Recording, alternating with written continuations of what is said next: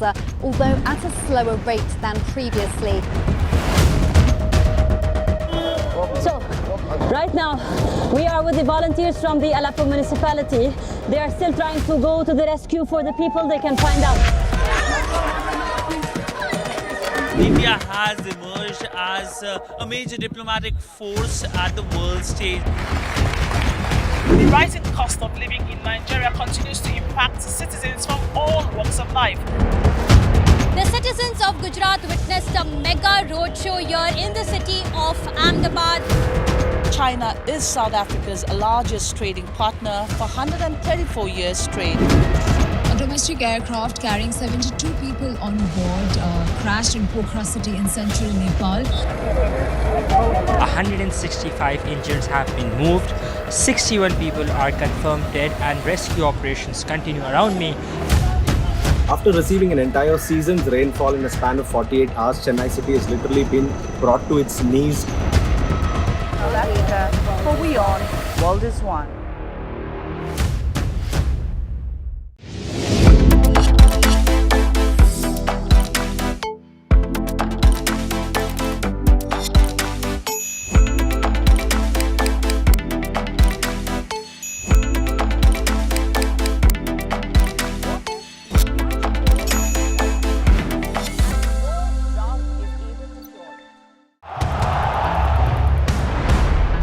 Everyone loves a contest.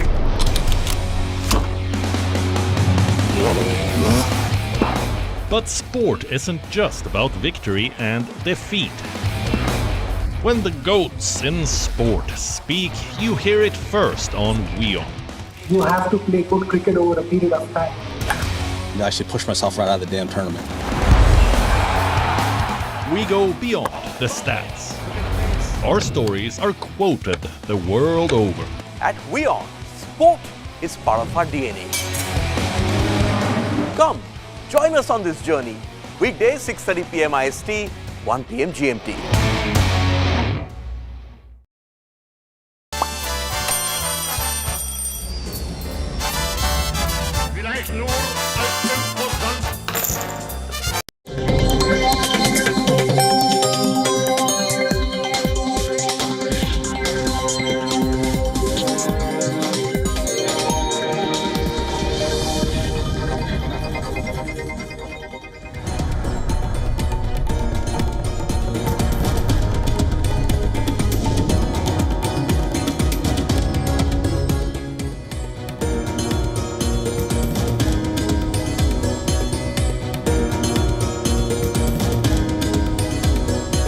Welcome back, viewers. You're watching WION World is One. This is World DNA, the show that gets you ahead of the rest. I'm Shivan Janma.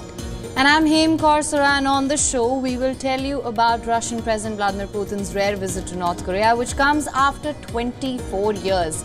A sign of deepening anti-West alignment between the two nuclear-armed states. We'll tell you all about it on the show today. Also, we are going to be bringing you all the updates coming in from West Asia. The situation remains tense as ever. Israeli Prime Minister Benjamin Netanyahu disbanded the war cabinet just over a week after Benny Gantz resigned. Meanwhile, Israel has said that it will allow tactical pauses daily to facilitate aid deliveries into Gaza. We will be getting you the latest on that as well. Let's get you started with the headlines. Russian President Vladimir Putin set for a rare North Korea trip today, a first in 24 years. US raises alarm, says deepening Moscow-Pyongyang ties is troublesome and quite certain that Putin will seek arms to support war in Ukraine.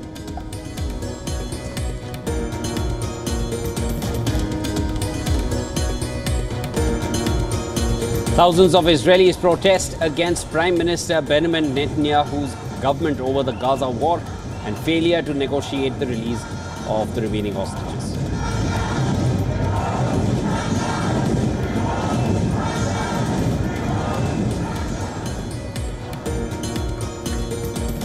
The Israel Defense Forces claim it has dismantled about half of Hamas's fighting force in Rafah, killing at least 550 gunmen in the area.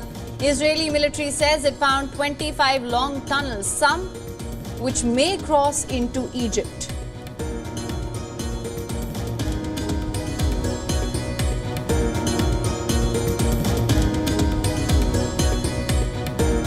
A Russian missile attack on Ukraine's east-central Poltava region injures 22, including 3 children, and damages homes and power lines.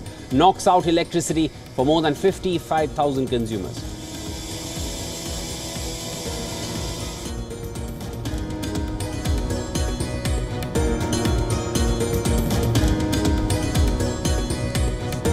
An Indian man suspected by the United States of involvement in a plot to kill a Khalistani terrorist on American soil pleads not guilty. Nikhil Gupta is accused by the US federal prosecutors of plotting to kill Khalistani terrorist Gurpatwant Singh Pannu, a US resident.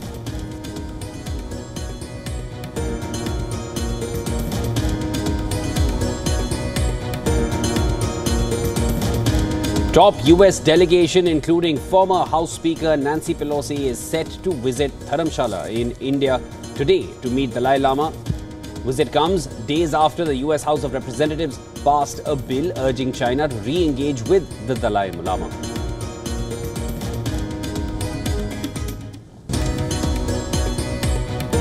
In a major move by the key Indian opposition party, Congress, Priyanka Gandhi to contest from Wayanad as Rahul Gandhi keeps the Raebareli seat. After years of speculation, Priyanka Gandhi Vadra is finally set to make her electoral debut.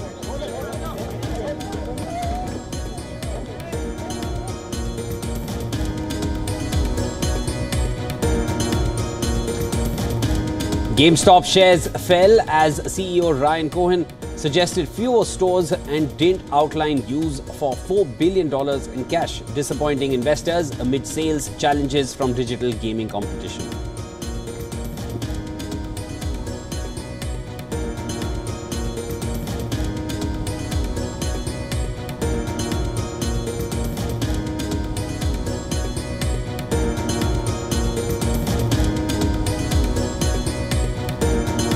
Kylian Mbappe inspires France to victory over Austria in their Euro 2024 opener, but the France captain suffers a broken nose and is now a doubt for their next clash against the Netherlands.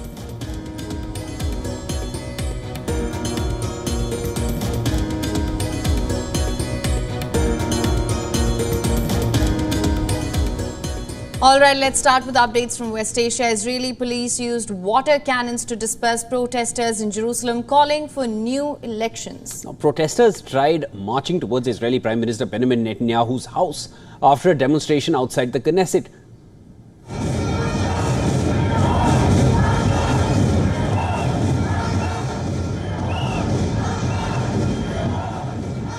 Now, protesters are demanding immediate elections and the release of remaining hostages. Police have arrested at least 9 people.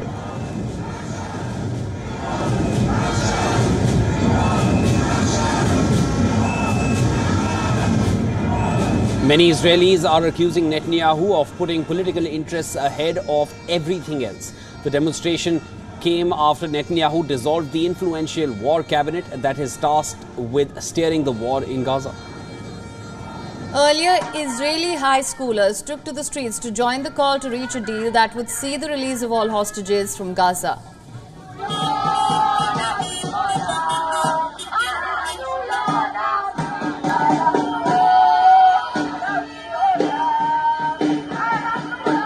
It's important to remember the hostages as we set off to our summer holiday.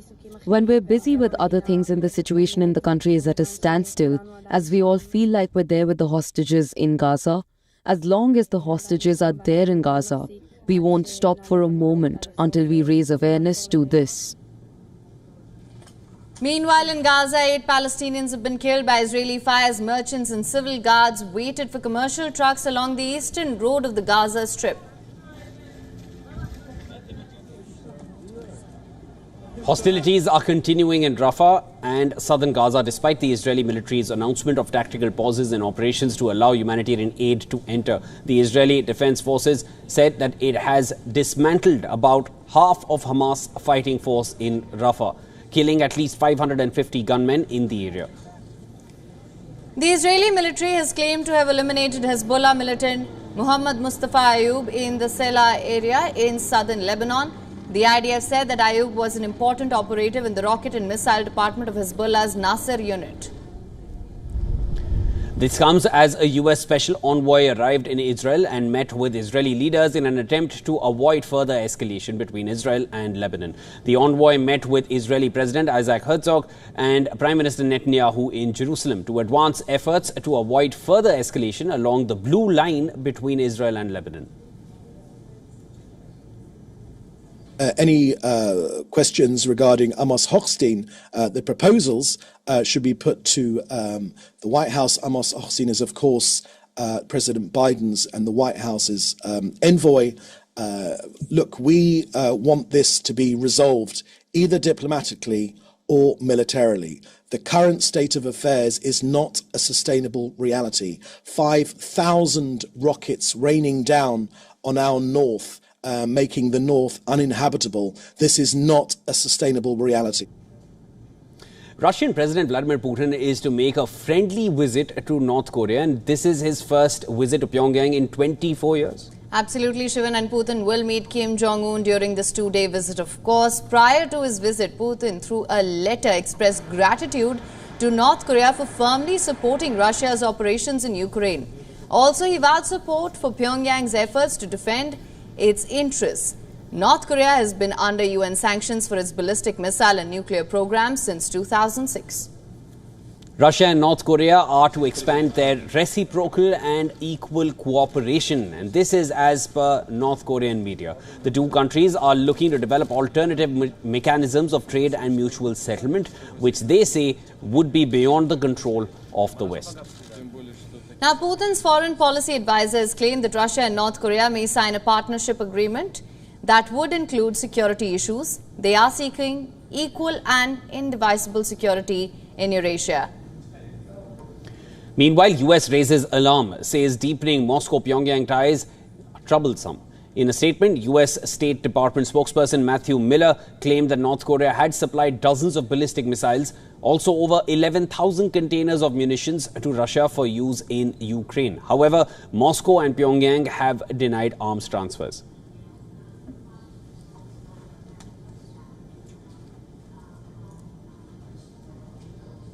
And hours after the Kremlin said that the two-day peace summit yielded no results, Russian forces continue to pound Ukraine. And in the latest, Russian missiles targeted Ukraine's east-central Poltava region on Monday. At least 12 people, including 2 children, were injured and several power lines were damaged in the area. The attack damaged several high-rise buildings as well. According to local authorities that doused the fire, over 53,000 private and 2,400 industrial consumers faced power cuts due to the damage to the power lines. With the war well into its 29th month and no signs of it slowing down, NATO chief has emphasized on more weapon supplies for Ukraine as the battered country's forces scramble to fight back a Russian invasion. The more credible our long-term support, the quicker Moscow will realize it cannot wait us out, and the sooner this war can end. It may seem like a paradox, but the path to peace is therefore more weapons for Ukraine. The bloc's chief also urged for countries supporting Russia to face consequences. The country in question is China. Stoltenberg accused Beijing of worsening the Russia-Ukraine war while also seeking better relations with the West. Publicly, President Xi has tried to create the impression that he is taking a back seat in this conflict to avoid sanctions and keep trade flowing. But the reality is that China is fueling the largest armed conflict in Europe since World War II. And at the same time, it wants to maintain good relations with the West. Well, Beijing cannot have it both ways. At some point, and unless China changes course, allies need to impose a cost. After making the rare visit, the Russian Navy vessels have now left the Cuban capital of Havana. As per sources, the Russian Navy frigate and a nuclear-powered submarine arrived in Havana harbor last week, just hours after the US announced a fast attack submarine had docked at its Guantanamo naval base. Now, the confluence of Russian, Canadian and US vessels in Cuba, a communist-run island nation located just 90 miles south of Florida, was a reminder of Cold War tensions But both the United States and Cuba said that the warship spot over posed no threat. The visit, however, was widely seen as a Russian show of force amid continued high tensions over the war in Ukraine. As the flotilla of the Russian Navy vessels left the port, locals gathered to witness the scene and bid Moscow's task force a farewell. The four-ship task force departed the Kola Peninsula on 17th of May. It sailed across the Atlantic, arriving off the coast of Florida before entering Havana harbor. The Russian ships were greeted by Cuba with a salute of cannon fire as they passed fishermen and well-wishers. As I came for the reception, I also came for the farewell because it's a historical event and I think it will be unrepeatable for our generations and those of us who are living right now. The Royal Canadian Navy, meanwhile, finds itself in the unusual position for both shadowing Russian warships as a threat in the Caribbean as well as sharing an anchorage with them at the port. For several days, the frigate HMCS was tasked with shadowing the Russian ships which conducted missile exercises during their Atlantic crossing using the new Zircon hypersonic missiles. The Canadian frigate was a part of the three-ship group that tracked the Russian vessels along with the US destroyer USS Truxtun and the US Coast Guard cutter USCGS Stone. Canada also flew out a CP-140 surveillance plane out of Florida in addition to the US Naval surveillance aircraft. The Canadian Defence Minister Bill Blair now says that he was acting on advice of military when he approved a plan to send a Canadian ship to Cuba. He added that the Royal Canadian Navy and Canadian Joint Operations Command advised to send a ship. The Canadian Liberal government meanwhile said that the visit was meant to send a message of deterrence to Moscow.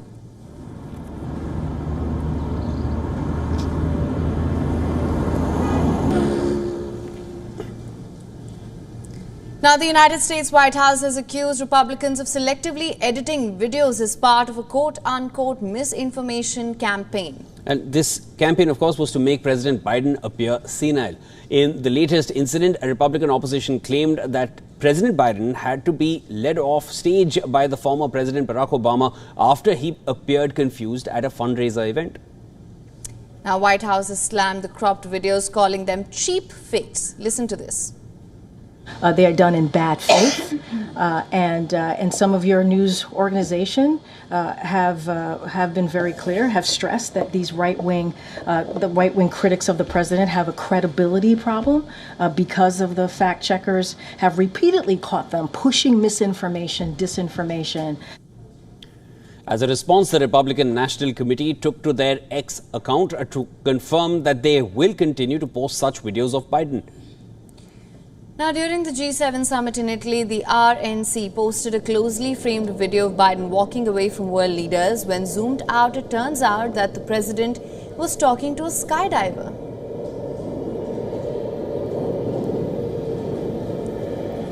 The mental acuity of both President Joe Biden, who is 81 years of age, and his 78-year-old opponent Donald Trump have been in question ahead of the country's presidential elections later this year. As per opinion polls, President Biden has drawn more public doubt over his age. In fact, later this month, President Biden is also set to face his counterpart, Donald Trump, over their first televised debate on TV.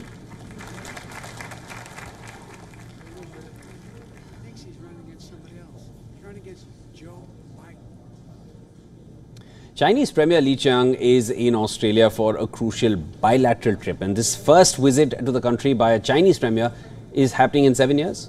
And of course, this marks a stabilization in relations between Canberra and Beijing after a frosty period of trade standoffs. At the conclusion of a meeting with the Chinese Premier, the Australian Prime Minister stated that both nations will take steps to not only improve trade ties, but also military communications to avoid missteps in the Indo-Pacific. Listen to this. To the President and the people of the People's Republic of China. Australian Prime Minister Anthony Albanese raised a toast to Chinese Premier Li Qiang on Monday, marking a stabilisation in relations between the US security ally and the world's second biggest economy. The visit to Australia by Li, China's top-ranked official after President Xi Jinping, is the first by a Chinese premier in 7 years and comes after a frosty period of Beijing blocking $20 billion in Australian exports and friction over 2 defence encounters in the last 6 months. Albanese said after the pair's meeting on Monday the countries will take steps to improve military communication. He told reporters he had raised our issues in the Pacific, a reference to Canberra's concern over Beijing's growing security ambitions in nearby Pacific Islands. Australia advocates that we should all work together to promote a regional balance where no country dominates and no country is dominated. A region where countries large and small operate by the same rules that we have all had a say in shaping. Li said the two countries would expand cooperation in energy and mining, and China would include Australia in its visa waiver program.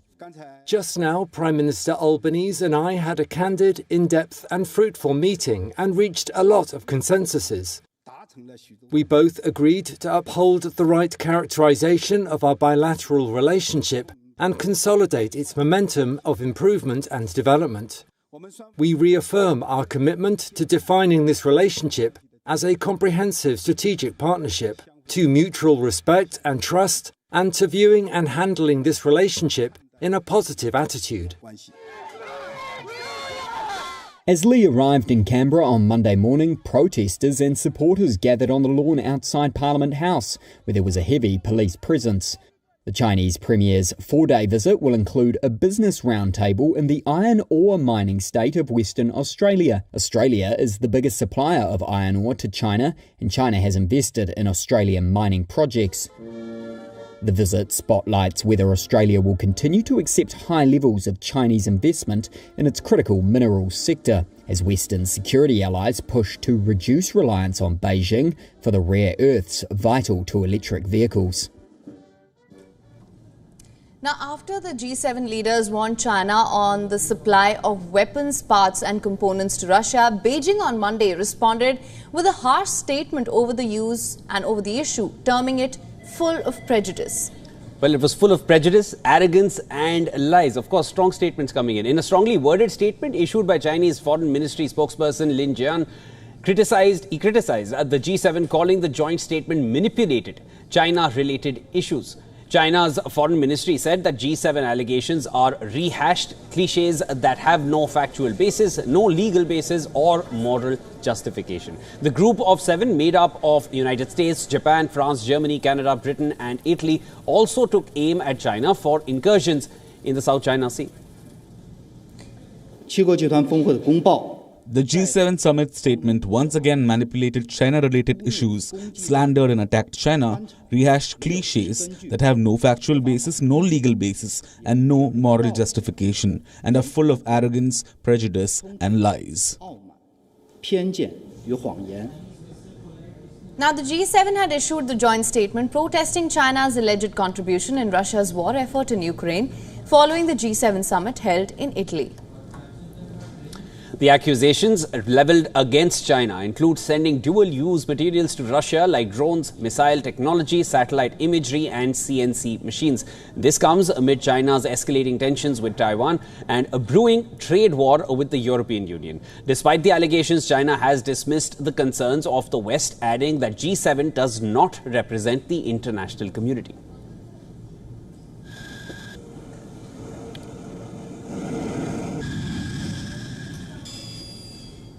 Now, as South Africa prepares for the first coalition government in the nation's history, former President Jacob Zuma's MK party, which made a thunderous debut this election cycle, has announced that it will join an alliance of smaller opposition parties. And of course, this to form a main party parliamentary foil against rivals ANC and the DA's government of national unity. Here's a report with all the details. Take a look. South Africa's Umkhonto we Sizwe Party, or MK, has said it will join an opposition alliance in Parliament. That's after the African National Congress and its largest rival, the pro-business Democratic Alliance, agreed to work together in what they're calling a government of national unity. That's an uneasy partnership, bringing together the liberation movement that freed South Africa from apartheid with a party that has struggled to shed its image as a defender of white privilege. MK, led by former President Jacob Zuma, came a surprisingly strong third in the May 29th election that saw the ANC lose its majority. On Sunday, Zuma described the new government, which also includes two smaller parties, as a white-led, unholy alliance. They decide to put our country as if it's at war. We now need to be together so that we can have a government of national unity. That is meaningless, says nothing. MK's lawmakers had boycotted the first sitting of Parliament after filing a complaint at South Africa's top court alleging vote rigging. The court dismissed that complaint as without merit. The Independent Electoral Commission has also said the election was free and fair. MK spokesperson Lamulo Ndlela said MK had decided to take up its 58 seats in the 400-seat National Assembly after receiving legal advice. It would, he said, continue to raise its allegations of a rigged election in Parliament and the courts. This united effort is necessary because the 2024 election has also resulted in the consolidation of right-wing and reactionary forces who are opposed to economic freedom, racial economic transformation, racial equality, and land repossession. Ndlela said that MK would be joining an alliance called the Progressive Caucus. It includes the Marxist economic freedom fighters and the centre-left United Democratic Movement, and, Ndlela said, commands close to 30% of the seats in the National Assembly. And for more on this, our correspondent Calden Ongmu has sent us this report from Johannesburg. Listen to this. Former President Jacob Zuma has called the newly formed Government of National Unity a white-led, unholy alliance between the DA and the ANC and said this is nothing but a return of apartheid and colonialism, and this must be crushed before it finds its feet. He also went on to call President Ramaphosa a collaborator of apartheid regime. MK Party, which received the third highest votes in the elections, believe that they have been robbed of millions of votes and said that IEC's declaration of results was illegal. However, after getting legal advice, MK Party MPs will now take their parliamentary seats, but they said they will continue to fight the issue of the alleged rigging of the elections in other forums. MK had boycotted the first sitting of the parliament on Friday. This is Calden Ongmu from Johannesburg, South Africa. For WION, World is One. All right, and with that, it's time now for a short break. Don't go anywhere. Of course, this is World DNA. We will be back on the other side of the break. Indian national Nikhil Gupta, we bring you the updates on him. He pleaded not guilty in a Manhattan federal court for plotting a murder plan to kill Khalistani terrorist Gurpatwan Singh Pannu.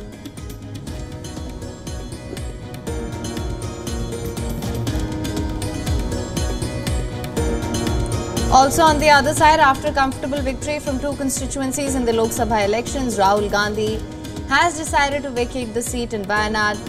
In his stead, Priyanka Gandhi will contest this seat. All details on the other side. Do stay tuned.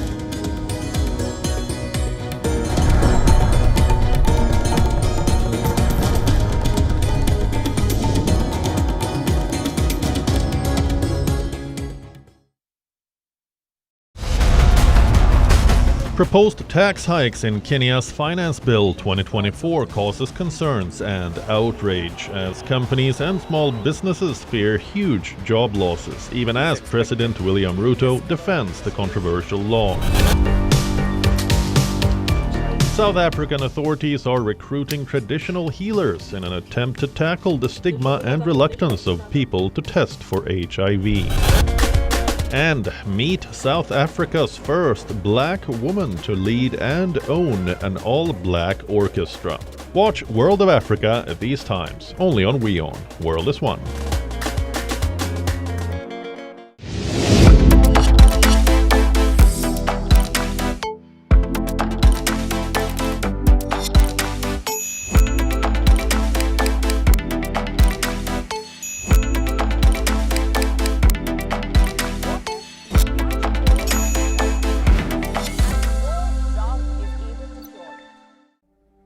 Namaste.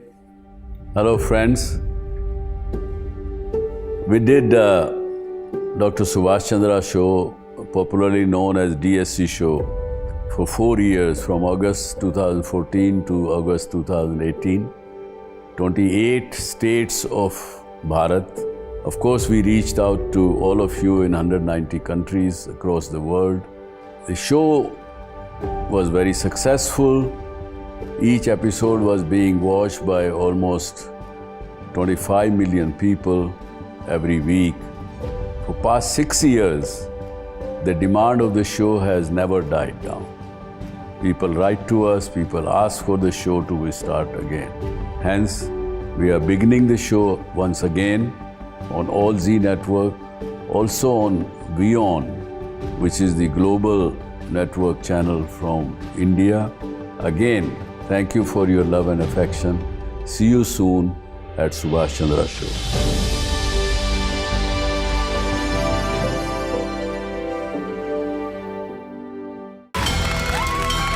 From the bustling trading floors of Wall Street to the vibrant exchanges of Asian stock markets, WION breaks it down for you to make sense of what's happening, as we reveal the key factors behind events, strategic battles, and the game-changing business decisions that shape the world. We bring you all of this and more on World Business Watch.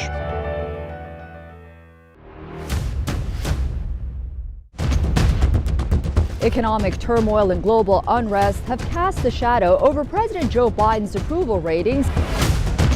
The rockets are continuing to be fired by Hamas in Gaza, although at a slower rate than previously. So, right now, we are with the volunteers from the Aleppo municipality. They are still trying to go to the rescue for the people they can find out. India has emerged as a major diplomatic force at the world stage. The rising cost of living in Nigeria continues to impact citizens from all walks of life. The citizens of Gujarat witnessed a mega roadshow here in the city of Ahmedabad.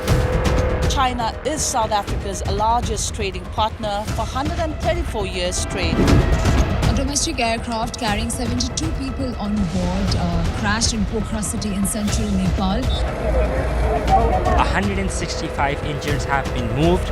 61 people are confirmed dead and rescue operations continue around me. After receiving an entire season's rainfall in a span of 48 hours, Chennai city has literally been brought to its knees. South Africa, for WION, World is One.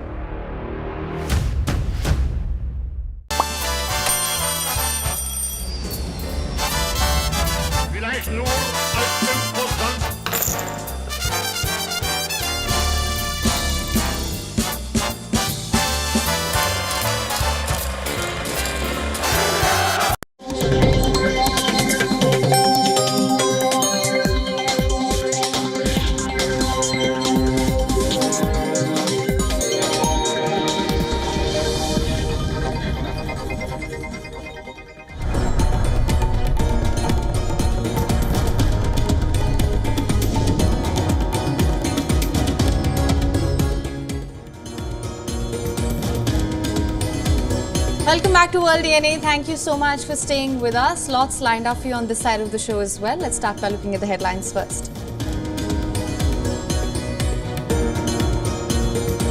Russian President Vladimir Putin is set for a rare North Korea trip today, a first in 24 years. US raises alarm, says deepening Moscow-Pyongyang ties are troublesome and quite certain that Putin will seek arms to support war in Ukraine.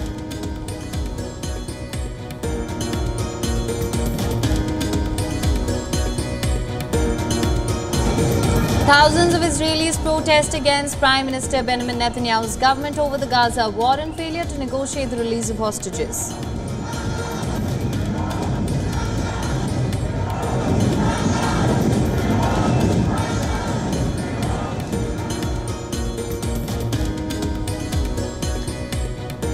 The Israeli Defense Forces claim they've dismantled about half of Hamas fighting force in Rafah.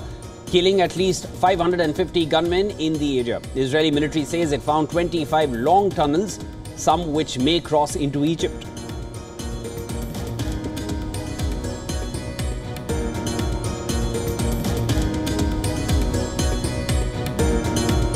A Russian missile attack on Ukraine's east-central Poltava region injures 22, including 3 children, and damages homes and power lines, knocks out electricity for more than 55,000 consumers.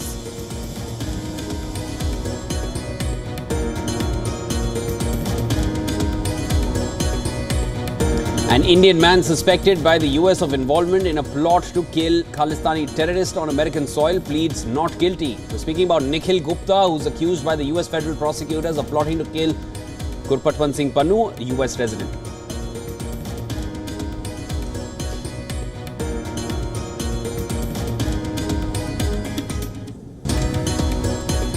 Top US delegation, including former House Speaker Nancy Pelosi, is set to visit Dharamsala in India today to meet the Dalai Lama.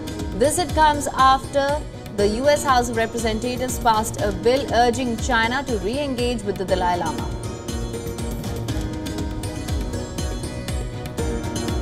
In a major move by the key Indian opposition party, Congress, Priyanka Gandhi to contest from Wayanad as Rahul Gandhi keeps the Rai Bareli seat. After years of speculation, Priyanka Gandhi Vadra is finally set to make her electoral debut.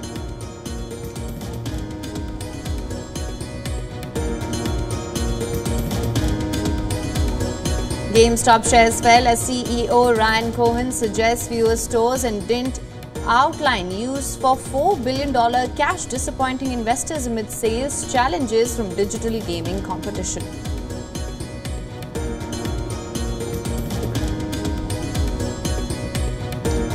Kylian Mbappe inspires France to victory over Austria in their Euro 2024 opener, but the France captain suffers a broken nose and is now a doubt for their next clash against the Netherlands.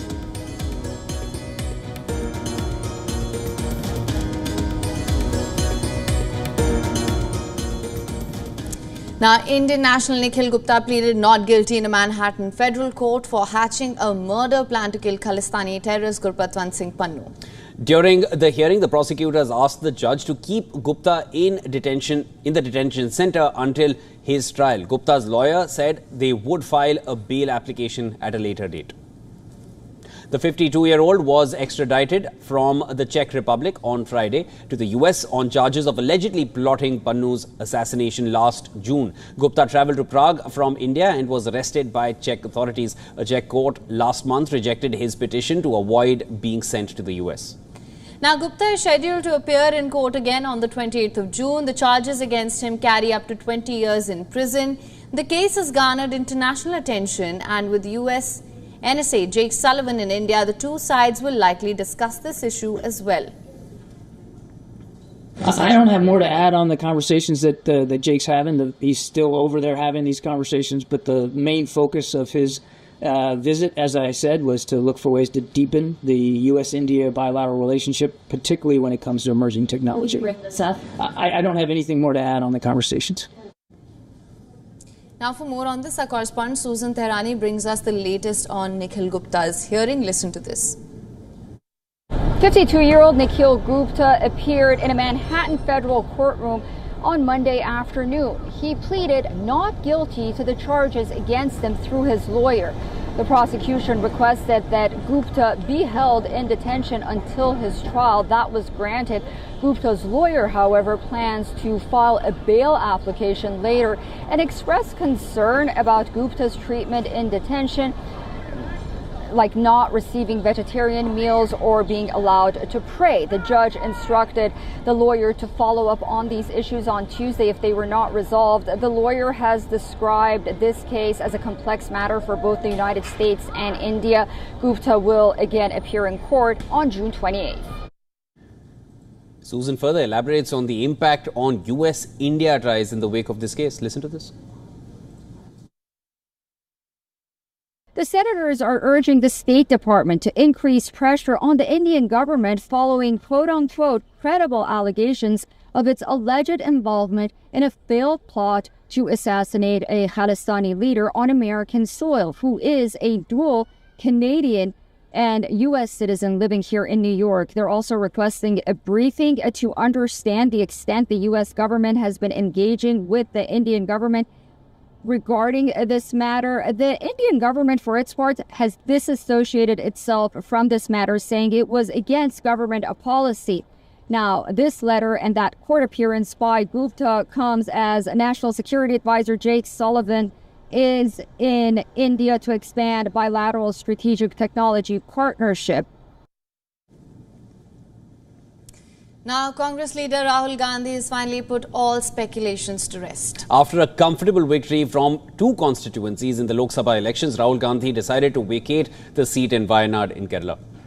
Now, in a recently concluded press conference, Party President Mallikarjun Kharge announced that Rahul Gandhi will retain his Raebareli seat from the state of Uttar Pradesh. Party ने ये तय कर दिया कि राहुल गांधी जी अपना रायबरेली का seat रखना चाहिए, क्योंकि रायबरेली ये पहले से भी उनके बहुत नज़दीक है। उस फैमिली के साथ बड़ा जुड़ाव है वहाँ से। Kharge also announced that Priyanka Gandhi will be contesting elections from the Wayanad seat, thus marking her long speculated political debut. The date for by-elections in the constituency are yet to be announced.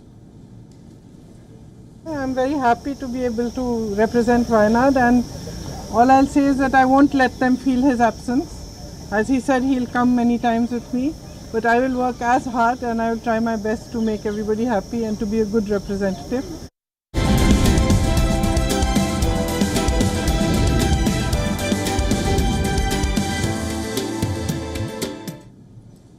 All right, let's get you a glimpse of what's happening in technology. The International Olympic Committee will be deploying artificial intelligence to prevent social media abuse against competing athletes. The committee says the online abuse could target 15,000 athletes and officials at the Paris Olympics next month. AI will be used to safeguard athletes by monitoring social media posts. It will automatically delete abusive content to protect athletes from cyber abuse. This protection will be used to cover all kinds of abuse and not just political attacks. The games are taking place amid ongoing wars in Ukraine and between Hamas and Israel in Gaza. These conflicts have already led to social media abuse against participating nations and their athletes. The Olympics start on the 26th of July and will with over 10,500 athletes competing in 32 sports. The International Olympic Committee is expecting more than 500 million social media engagements during the 16 days of the event.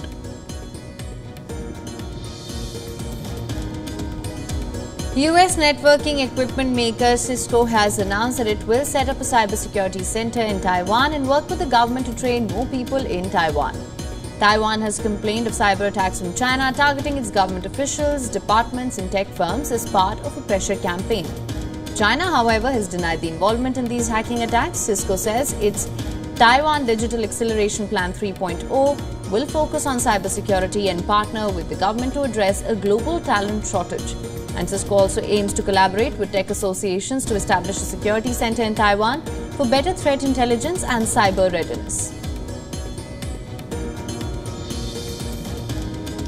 A construction company in Kenya is hoping to help address the country's housing crisis with affordable 3D printed homes. These 3D printed homes are flexible, they're sustainable and faster to build when compared to traditional construction methods. The company claims the 3D printed homes will help reduce the country's housing deficit. However, meeting the demand will take some time. The housing need on the continent is huge. It's more than 2 million houses here in Kenya. It's more than 10 million in Nigeria.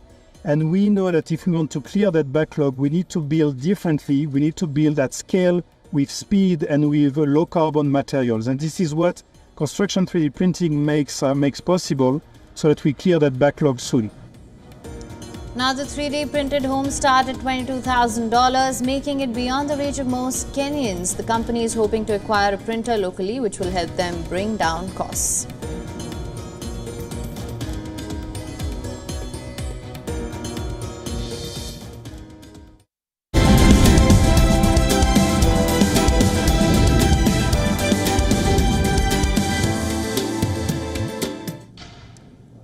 Moving on then, we turn our attention to China's property market crisis. House prices in China continued their steep decline in May. Well, this shows the country's strongest measures to prop up the real estate market, which have failed to rekindle demand. Take a look at this next report for more.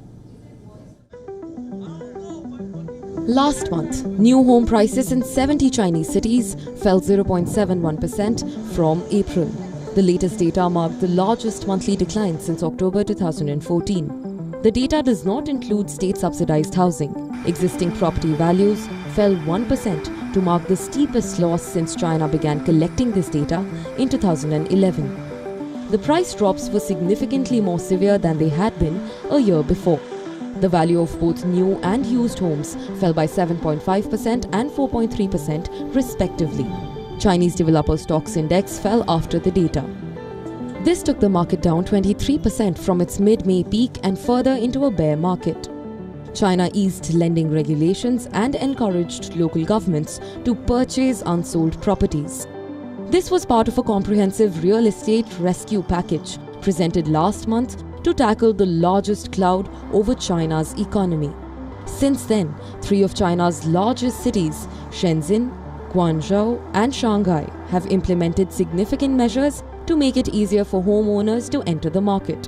Even Beijing, the capital city, has announced several steps.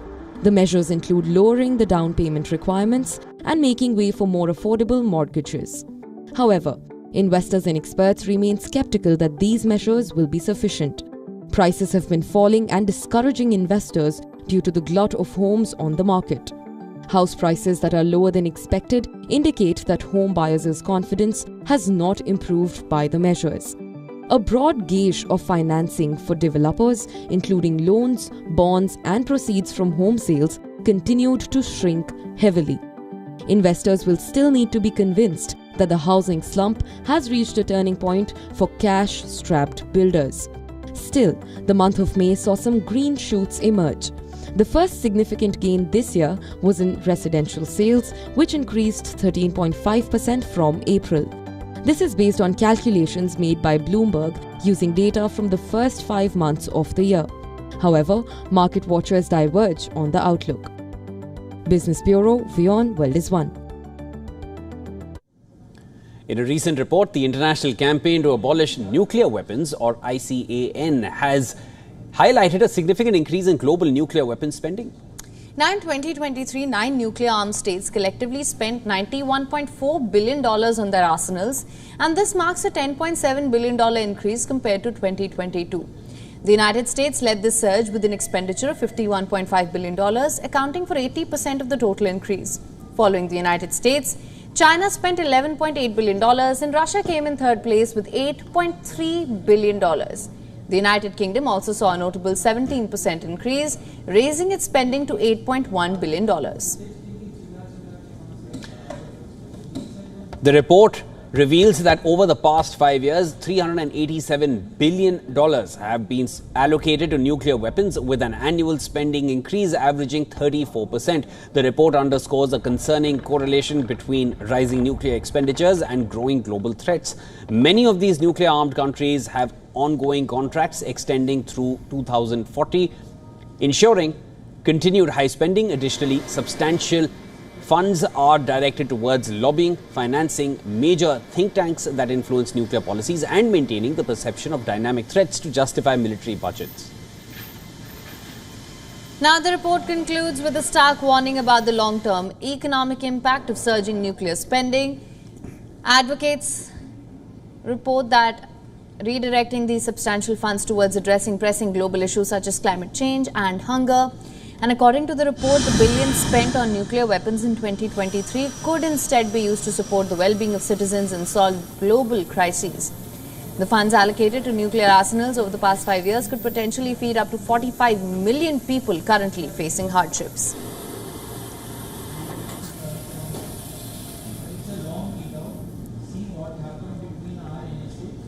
The Indian government has taken a significant step to combat online banking fraud by introducing a new 160 phone number series.